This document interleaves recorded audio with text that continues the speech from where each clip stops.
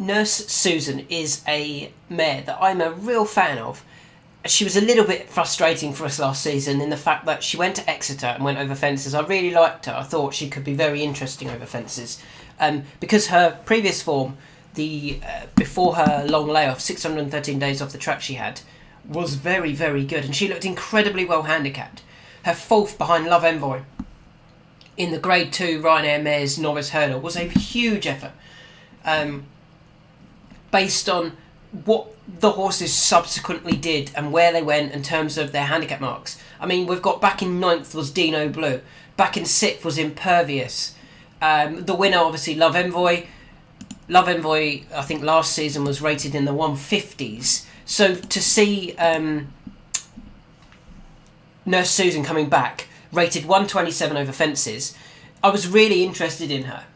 She disappointed over fences, finishing 7th of 9 off that long break. Now, I wonder whether they went, let's look after a novice status for that after that, because they then dropped her back to hurdles and went back up in trip.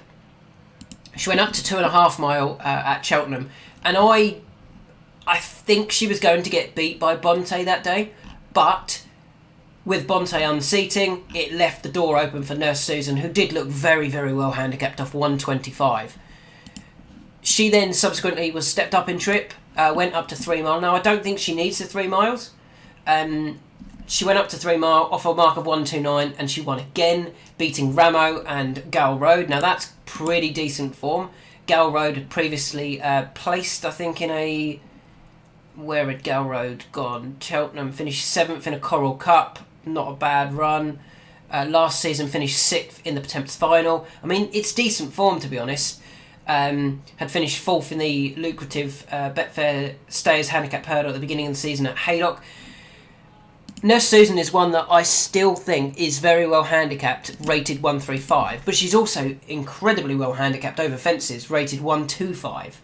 Now, she's had that one run over fences, but she retains her novice status, and I wonder whether they'll look after that and keep picking up novice handicaps, whilst also going, as we're still very well handicapped over hurdles, let's try another 3 mile handicap. I think the 3 mile handicap we might see her in at the beginning of the season is the one at Haydock it was the 25th of November last year.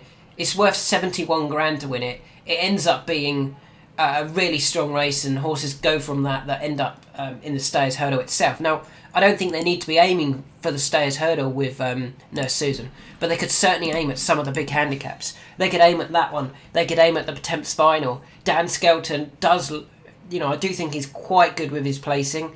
Admittedly, I think he got the tactics wrong with Phlegmatic last year. Shouldn't have gone to Kempton against Chianti Classico. And then would have probably, in my opinion, won the more lucrative Coral handicap. But anyway, he got it right with the likes of Langadan. Now, I know a lot of people will say he cheated with Langadan, maybe, or maybe he just badly needed the run, and the return to Cheltenham was the plan all along. Now, Nurse Susan, I think, could win a feature handicap this year. It could well be that Stayers one, but also keep an eye out for her if she does go over fences. Definitely think you want to be adding Nurse Susan to your NAGME so you don't miss when she next runs. Hopefully it's in another handicap.